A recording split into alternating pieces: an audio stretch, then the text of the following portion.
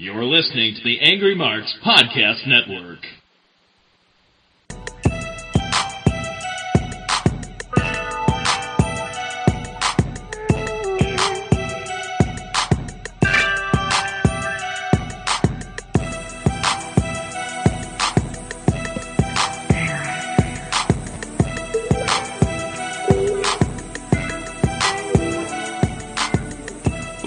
Welcome everybody, welcome one and all to the SmackDown RunDown. Yes, it is I, the one and only Nikolai, and I am your host for the evening. And this week has been nothing but right-legged. I'm telling you, everywhere you look, shows are getting right-legged. Podcasts right-legged, WWE's being right-legged, everywhere you look. And as our producer Killer Kev says in the Angry Marks chat room, Andy Right Leg Ridge needs to pay us for making him so famous. But that's another story, and we are talking about SmackDown tonight. And I say we because I am not alone in this crusade. I have my co-host, King J. The king has arrived. Yes, so what do you say we get this show on the road after a couple of right-legged minor technical difficulties? Let's do it. So let's start this as I think we should do this every now and then. How do you feel about the overall episode of tonight's SmackDown, Jay? There were good parts, there were bad parts. I was kind of indifferent. I was tuning in and out.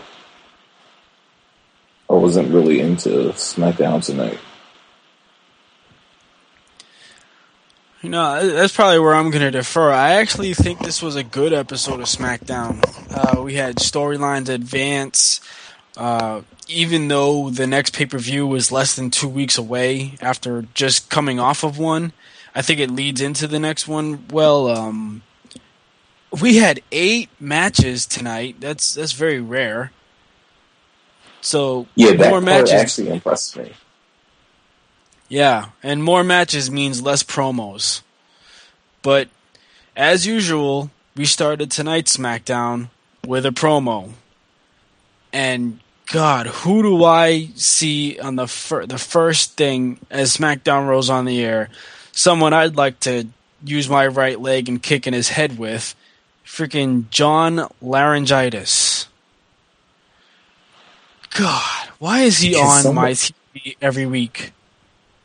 Can someone get him a throat lodging or something? I mean, his voice is so raspy. He's raspier than Barry White.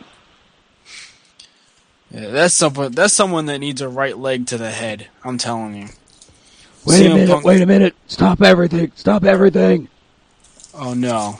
No, not tonight. Not ever. We don't need him on this show. Go interrupt some other show, not this one. Do I need to tell you who I am? I'm John Laurinaitis. I'm the Executive Vice President of Talent Relations. I need to say this every time you see me. How would you go future endeavor yourself? Please. But yeah, there were a whole bunch of WWE superstars and divas around the ring because for whatever reason, Laurinaitis felt he needed to be there and tell everybody that Triple H is indeed doing a good job. Great, thanks. Wonderful. We needed someone to tell us that.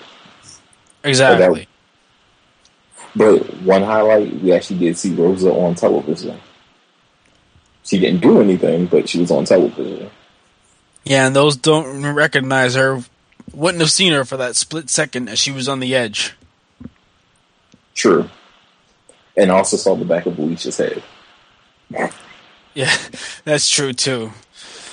But he introduced Mark Henry to the ring, who got about 2 minutes of promo time just for Triple H to come out not be able to say a word because Christian wants to run his mouth for one more match. That's getting old now, already. It's been old. I mean, I like Christian and everything, but one more match. Please give me one more match. No. Earn a match. Don't move up. He's getting desperate. And then Triple H finally talks and tells Christian that, oh yeah, you can be a leader, as you say, and you can lead the SmackDown roster as they surround the ring for your lumberjack match against Mark Henry. So, in essence, Christian's begging actually worked out for him. For once. Exactly. He actually didn't get kicked in the face this time, or insulted by Zack Ryder, or whoever else decides to insult him. He actually got a world title match. Yeah. So, Mark Henry won the big title at Night of Champions last Sunday, and he's already given his promo on Raw. We're not going to talk about Raw because that's for another show called The Raw Reaction on the Angry Marks Podcast Network. Cheap plug. But he was on SmackDown, his home show, and he barely said a word. He said about a 2-minute promo for about 3 sentences saying, "Oh, Ezekiel Jackson, you didn't believe me. Teddy Long, you didn't believe me." That was it. Yeah. I mean, the more important thing was when he said it took 15 years to earn this title, and it's going to take 15 more before someone takes it away from me. That was the important thing that he said, and it was the first thing he said. Basically, the only thing he said. Yeah. But I thought it was interesting, the fact that he said, "Teddy, you didn't believe me," and Teddy used to be his manager at one point in time. I know. But, I'm going to take just a little minute to shout out our chat room at AngryMarks.com. In there we have myself, my co-host King J, our producer Killer Kev, and there's Celtic Zach, Rabite, J-Box, and even Stevie J is hanging around there. So we thank you all for tuning in. And J-Box says in the chat room that he likes how they're building Mark Henry, but the promo sucked. And tonight's promo did. I won't deny that. Oh, and also my friend Brandon, he's not in the chat, but he's actually listening to the show for the first time. All right. Well, we also welcome new listeners, and we accept and encourage everybody to comment in the chat room or on Twitter or anywhere else you can join us and listen to, whether it's or even on iTunes. If you drop a comment on there, it's great. You can find us out. We're here every week, so give your comments. We'll even shout you out. Definitely. So we move on to the first match of the night: Heath Slater versus Sheamus, and it was a hit or miss match. It wasn't, it didn't suck. I'll tell you that. No, it didn't. I like Heath Slater as a worker. Just he just doesn't need to talk. I don't mind him. He's good at playing off some of the other, his opponent's moves. He's good at selling, basically. Yeah, he really is. And he hit a swinging neck breaker that was actually very perfectly executed. So I don't hate on Slater like other people do. Yeah, I mean, I really do like Slater. But when he opens his mouth, I just want to stick something in it or hit him with the right leg. Yeah, right leg. There you go. We'll go with the theme of the week. You want to stick a right leg in his mouth? I want to hit. No, I said I want to hit him with the right leg. We'll just go back through post edit and fix that.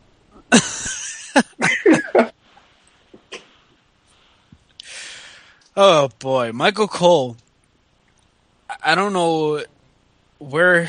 Yeah, he must have some people feeding him these jokes.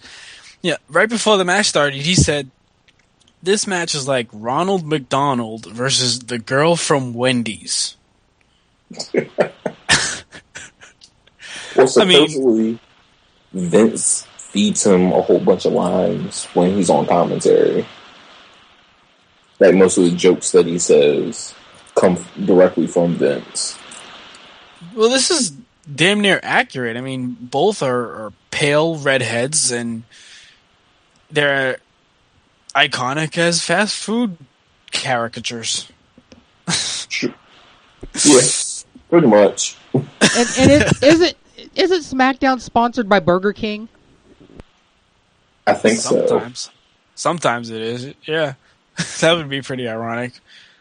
If you see the King showing up, there you go. You have the whole trio. Oh Lord. Well, I'm going to skip the backstage segments to the end because they all tie in together. So the next match of the night was Heath Slater's former friends going at it. Wade Barrett versus Justin Gabriel. And our friend Sierra must love to see Justin Gabriel back on TV earning a paycheck. Actually, she had an issue with this. Oh, really? See, that's new to me. She likes him being on TV, but she would prefer him winning, because if he ain't winning, he needs to be home cooking her a meal. Yeah, that sounds like Sierra, all right. I didn't mind this match. Justin Gabriel got to show off his aerial skills, the somersault plancha to the floor, a springboard moonsault, but Wade Barrett just dominated this match. Yeah, and the offense that Justin did get in, Wade sold it really well. Mm-hmm. He did. But I think they have good chemistry, but I don't think I'd be interested in a long-standing feud between the two of them. And that's the thing. This won't be a feud.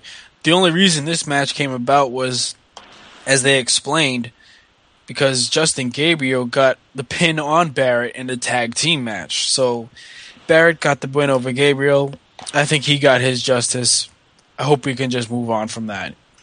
Right. So Randy Orton was interviewed backstage about Mark Henry and Hell in a Cell.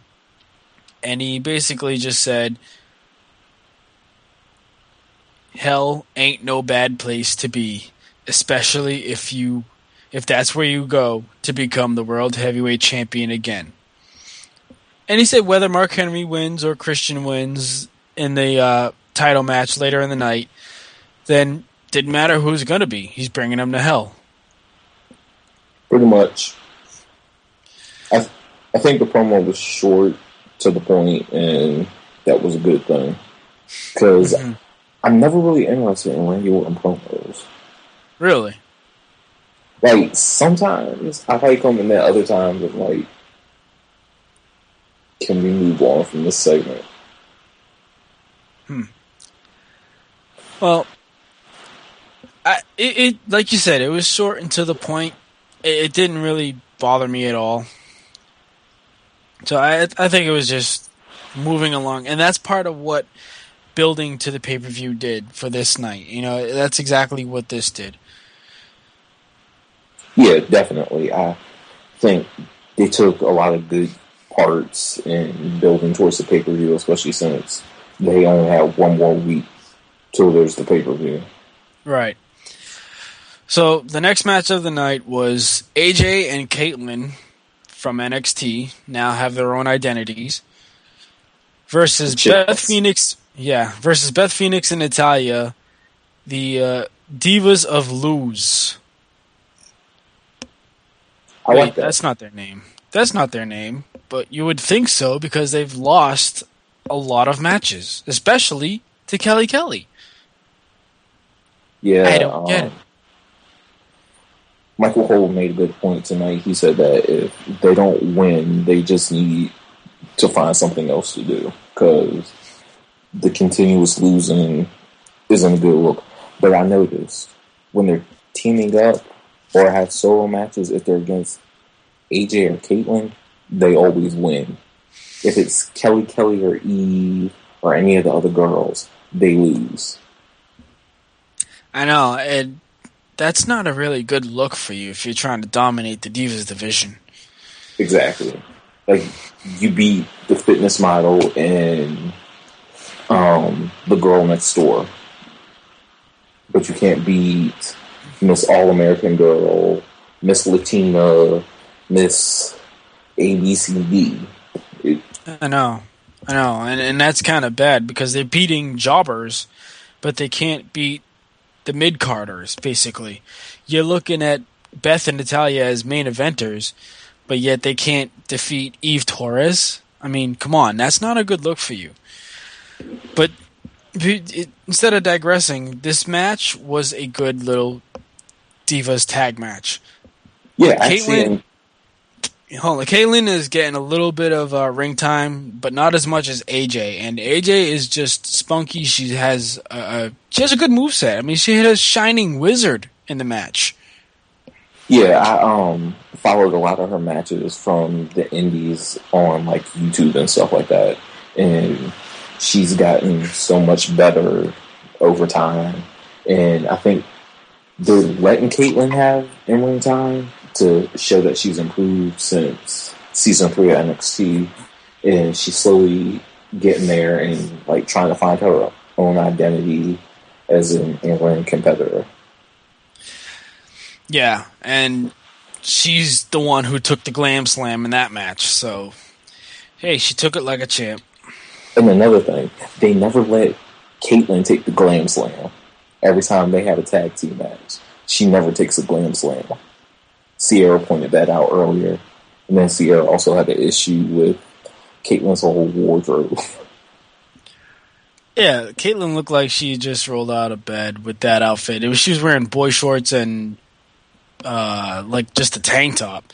Whereas AJ was in actual wrestling attire. So, hey, I'm not going to knock it. If I could see more of Caitlyn's curves, I don't mind. Yeah, I'm not going to complain. Sierra made a good point. It looked like she came out of she took the outfit out of Paisley's wardrobe. And for those of you who don't know who Paisley is, that's Charmel, Booker T's wife.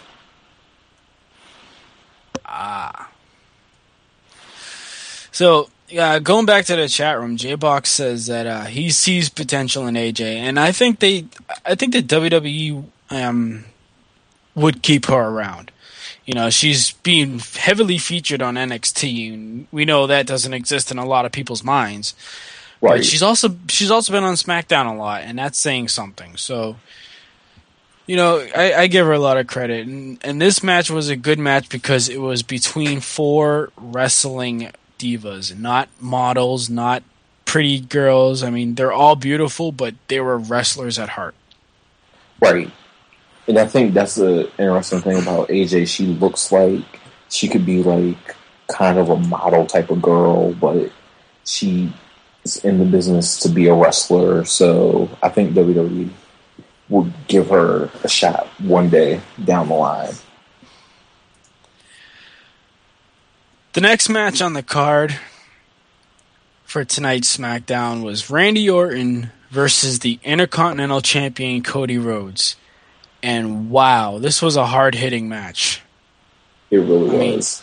They went at it, and I know some people by now are sick of seeing Randy Orton versus Cody Rhodes because they've had a match 2 weeks ago on SmackDown, on Raw, and here we go again. The only difference is this time Randy Orton wasn't the champion.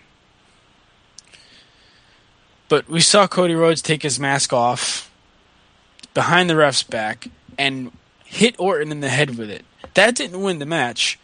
So what did Orton do? He took Cody Rhodes' mask off after he put it back on and clocked him in the head. Now, he was disqualified, of course, but this is where things turned ugly. What happened here, King J? He started beating... He beat him like he stole something. I got a ticket from Booker. He beat him like he stole something. He started bashing him in the head with the mask, and he started ringing the ring bell, bashed him in the head with that. Of course, they had to edit it out because WWE's a PG product, and Cody got busted open the hard way, and then went to RKO on the announce table, which didn't break. When is Orton going to learn that the RKO doesn't break the announce table anymore? Every time he tries it, it does not break. Exactly. It's not like a break the table move. And if it does, you take more of the impact than the other person because they come down after you. Exactly. And Orton's back is the one that first lands, and the person that's receiving the RKO, they usually break the fall with their hands. So there's no pressure really coming down off there. Exactly. If anything, your neck's hurting from the impact of his shoulder hitting your neck when he RKOs you. Right. But whatever. Orton's never going to learn that the RKO never breaks the table. But yeah, as you said, Cody Rhodes got busted open, bleeding everywhere. And I thought they were going to cut that out of the SmackDown feed because, it is PG and, you have to do the noble thing and get the trainer, wipe up the blood. But no, they just, it didn't last long. He wasn't bleeding for, he wasn't bleeding for about 5 minutes. No, He was bleeding and then the RKO came. Mm-hmm. And then I like the way they strategically put the camera to where you could see a little bit of the blood, but you couldn't tell how bad he was bleeding unless you saw all the pictures that surfaced on the internet. Or you were there live. That too. But yeah, that was insane, and I didn't know whether to cheer or be concerned, but maybe a little bit from column A, a little bit from column B. Yeah, it was. This is kind of edgy for their product right now, but at the same time, it's did y'all really have to go and do it like that? But I guess they're trying to play up to Randy lost the title, so he's a little unstable right now. Yeah. My only issue is I hope it doesn't denounce Cody's, momentum that he has as the champion. Right. And I wonder how this is if they continue his little thing with Ted that he kind of has going on the side. If they're going to keep that going or... I don't know. They have to find something in order to get the title off of him eventually. Definitely. So let's give the next match the attention it deserves. Quickly, 30 seconds. The Great Khali beat Jinder Mahal. Wow, that was the greatest wrestling match I ever saw. I know that this feud is just the top of the charts. Wow. If you're not invested in this feud, what are you doing with your life? I hate to say it, but you would have to be from India to really enjoy this feud because this has really gone nowhere. Hell, if you're from India, you're not interested in this feud. You're like, oh, he was his stooge and now he's beating him up. What's going on? And wins the first match they have. AKA, this feud needs to go nowhere. It was going nowhere. It needs to go nowhere. Down to FCW. So those Go ahead. So those people can suffer some more. Yeah. My only concern is, legit concern, is after, Khali slammed him with the Punjabi plunge, it looked like Mahal's head really bounced off the mat. Either that or he just really played it off good, but it didn't look like an easy landing for him. It definitely didn't, and I think that also plays into the part that Khali's not the most ring savvy person to be in there with. Yeah, those who know his history, yeah. Let's just move on from there because there's not really nothing to dwell over. Sure. Sin Cara versus Daniel Bryan. Do you want to go first, or you want me to take this? It was the Sin Mystico Dose, whatever you want to call him. I don't know.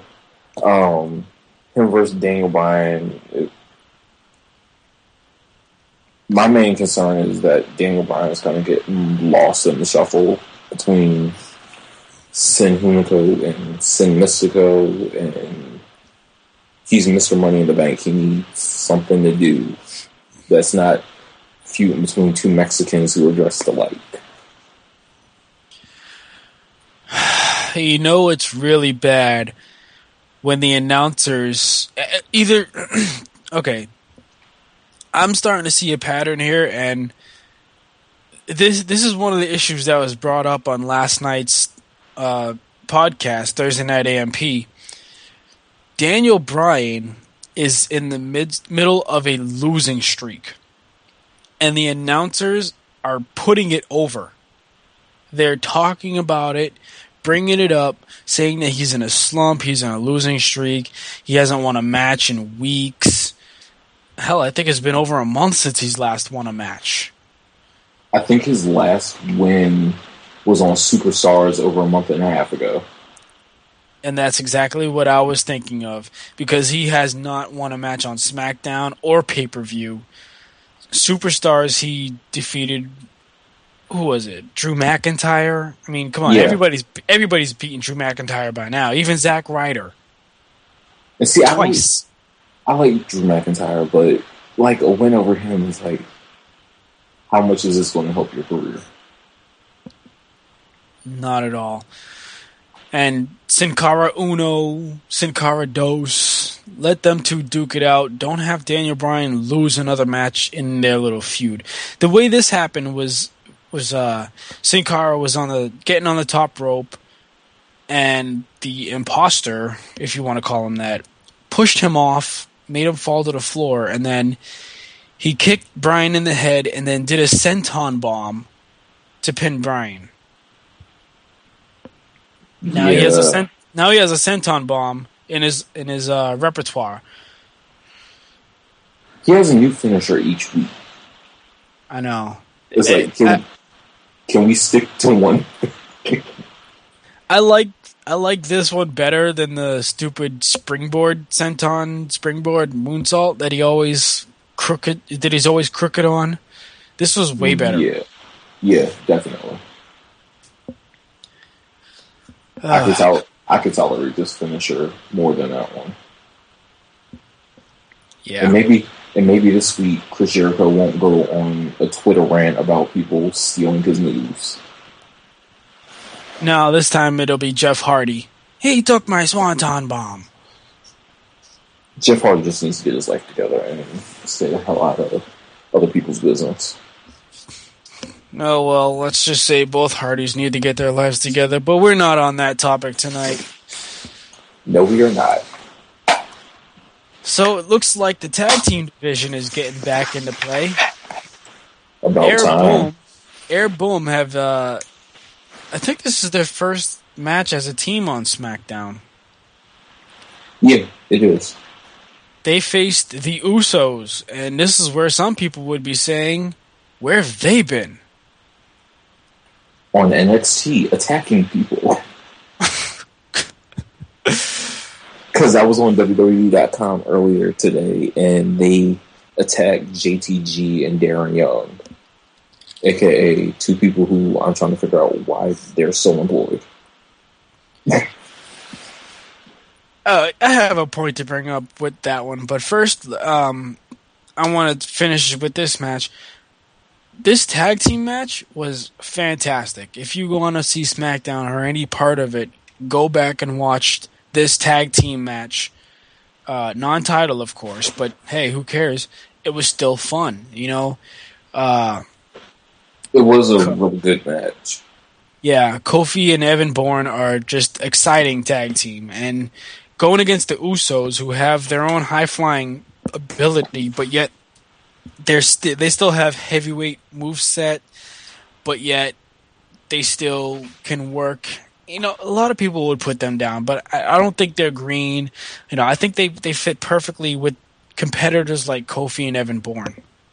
They do. I think they've stepped their game up so much from when they initially showed up and they were feuding with the Hearts when that wasn't the most well thought out feud. I didn't mind that feud when it first started. I just think that it went nowhere. It really did, like, because it's like, okay, why are we still caring about this feud?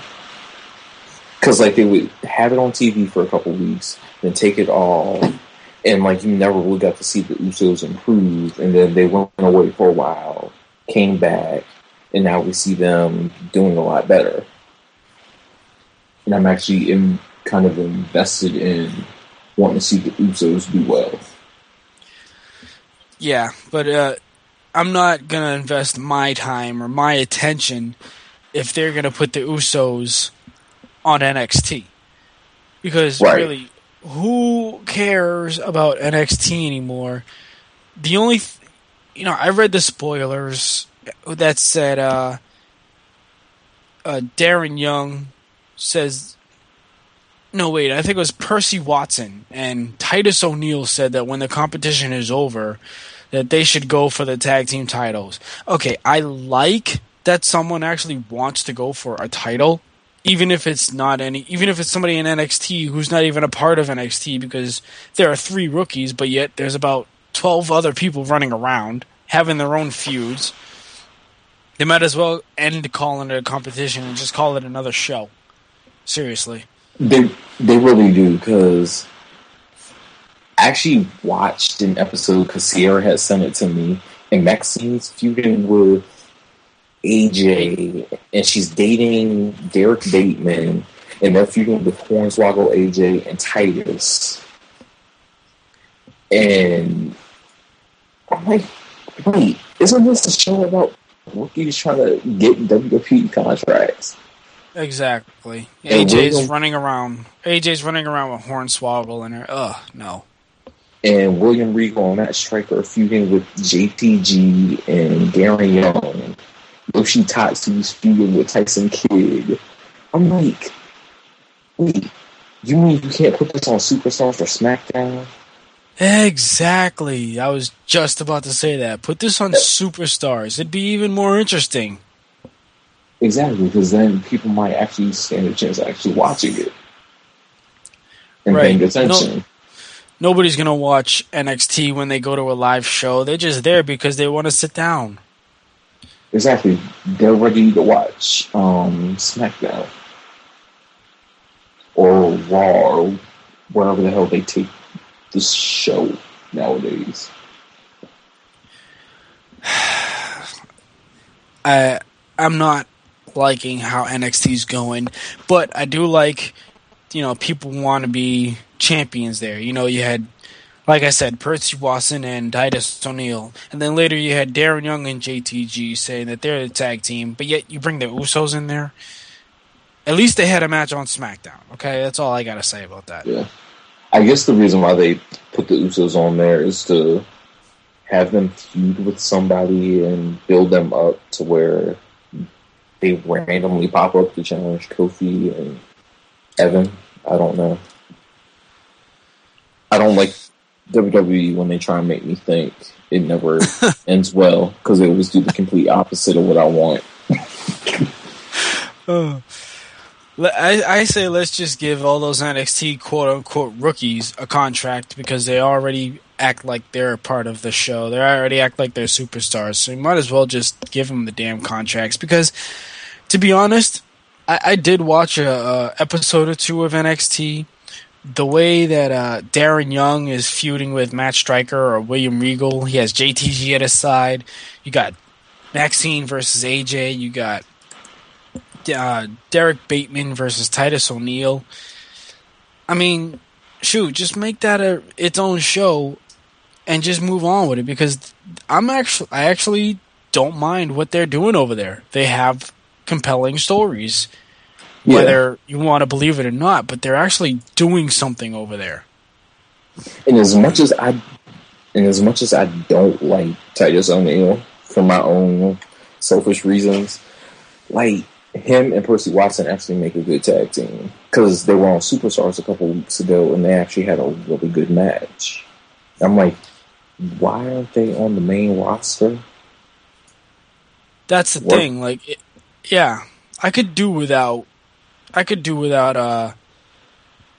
the barking from Titus O'Neil, but when they had that match on Superstars, that was pretty much enjoyable. And I would rather see Darren Young, Derek Bateman, and Titus O'Neil as opposed to that guy who keeps doing backstage vignettes saying that he was debuting and he only debuted and got squashed and was on Superstars and never shown again. What's that guy, the ace in the hole, who can't cut the mustard because there's an elephant in the room and the writing's on the wall? The forgettable guy. That wasn't R-Truth's protege, was it?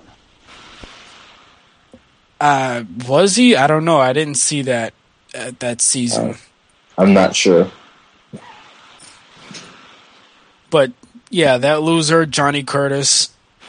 That's his name. He's not worth anything. So exactly. Give everybody else a quote-unquote contract, because they're already doing big things, as opposed to the guy who graduated NXT. Who will never get his tag title shot that he keeps complaining about, supposedly. And he'll never get it. So, with that said, we are approaching the main event of the evening, but before we do that, let's just take a very quick commercial break, and then we will be back to talk about the main event world title match. Hey, Mark Springs on here, host of the Amp Raw Reaction on the Angry Marks Podcast Network. Do not adjust your internet. The Amp Raw Reaction is coming back, baby. Tune in every Monday night on the Angry Marks Podcast Network to the Amp Raw Reaction as Killer Kevin and I break down everything you just saw. Basically, folks, we're going to tell you what you ought to think about what you just saw. Again, it's the Amp Raw Reaction on the Angry Marks Podcast Network every Monday night following Monday Night Raw. Are you looking for news on Lindsay Lohan going to jail, Oprah Winfrey's book club, and Britney Spears' latest album to hit the charts? Then take a hike, jabroni! Amped Radio has the latest professional wrestling news, rumors, and the best industry interviews. The Bowling Alley, The Shoot Club, In the Room, and much more. Catch us on the web at www.ampd-radio.com. Internet radio that will blow your freaking mind.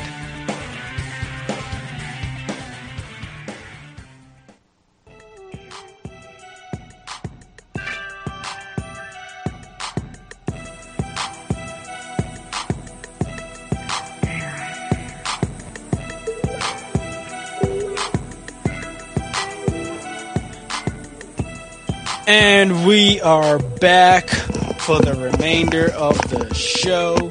We are at the main event of SmackDown. I am still here with my co-host King J, and we are ready to continue this discussion about SmackDown. Before we get to the main event topic, I kind of skipped over some of the backstage vignettes that Christian had. He was going around the back talking to various, let's say, the big men of SmackDown, Ezekiel Jackson, the Great Khali, and even Sheamus. You know, he's trying to get them all on his side to help him win the lumberjack match so he can become the champion. That didn't work out well for him, did it, King J? No, it really backfired on him. But on a quick side note, what was the point of the potato? I really don't know. I don't get that joke. No, I really don't. Even Cream, who's Irish, she just laughed it off. We have Celtic Zach in the chat room. Maybe he could tell us the story about the potato. But and J Box reminded us that Christian even tried to talk to Zack Ryder, but that was only by default because he came out of Randy Orton's locker room, which he knocked on. So he tried to get Zack Ryder to have Teddy Long persuade him, or maybe even Randy Orton persuade him to help Christian. Didn't work out either. No.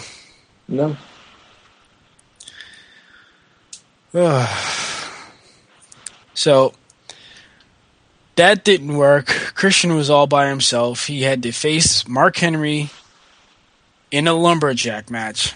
But hey, at least he got a world title match. That's what he wanted, right? Yeah, he got his world title match. Can't complain even if he did. Well, he does have a reason to complain because Sheamus put his hands on him. So he'll probably complain about that next week. But one thing I do like is now that Mark Henry is the world's champion, he's beat up a couple people. Now when he enters a room, people back the hell up. They see him coming, and they just part like the Red Sea. Yeah, I like the way he is being pushed. He's a monster heel, and it's about time that we have one of those again. And,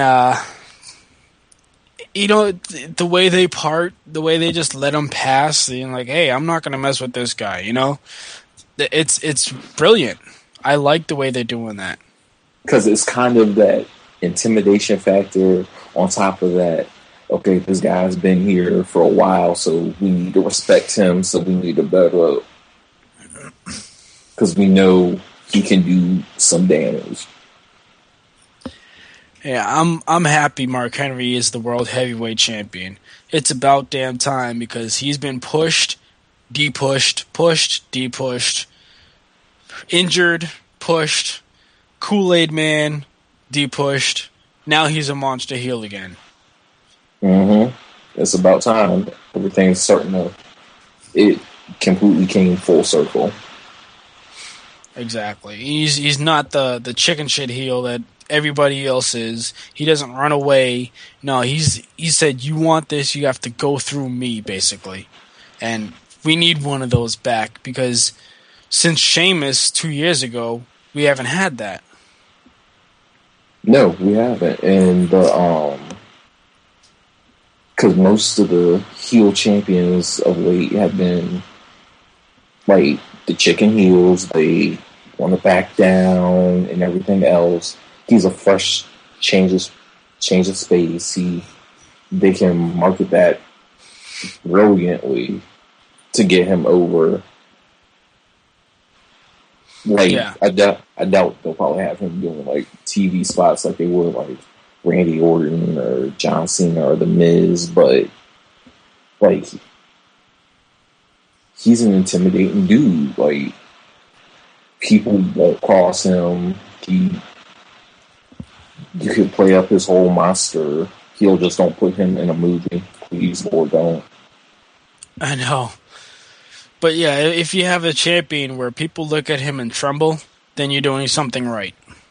Exactly. Because Kane's last reign as world champion was kind of like, are you serious? This is what you're doing with him? Well, at least with that, they made it seem like, he was, he was a little crazy. He was getting so obsessed with Undertaker that he could not focus, and he was playing this whole devil's favorite demon thing, and I didn't mind that because they made him a monster again. Yeah, that I didn't mind, but after they started kidnapping Paul Bearer and torturing Paul Bearer, I was like... yeah, that. Yeah, well, that was when he was facing Edge, and then they went silly again, so... If they do that to Mark Henry, then I'll be a little pissed, because if they make him silly and, do all that other stuff, no, that won't work. And it won't work if he loses in the Hell in a Cell next week. Yeah, that'll kill it. And then another thing, we don't need any more silly black people in WWE.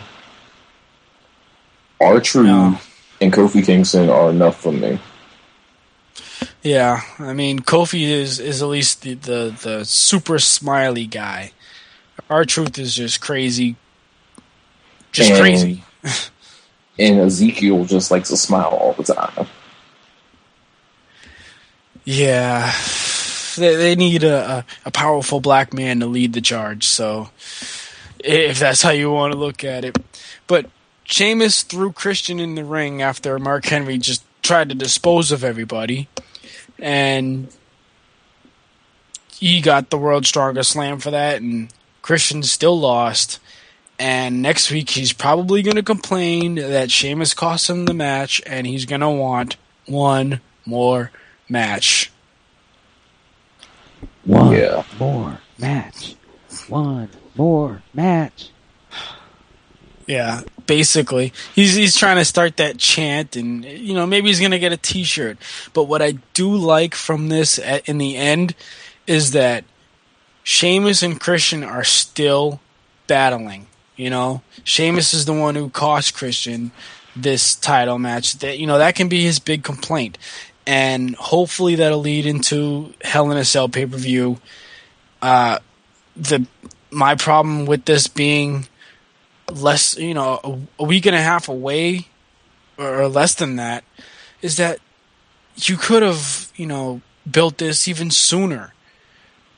But we're probably going to get that announcement next week when it's going to be 2 days away from the pay-per-view. I just hate when these pay-per-views are clustered together.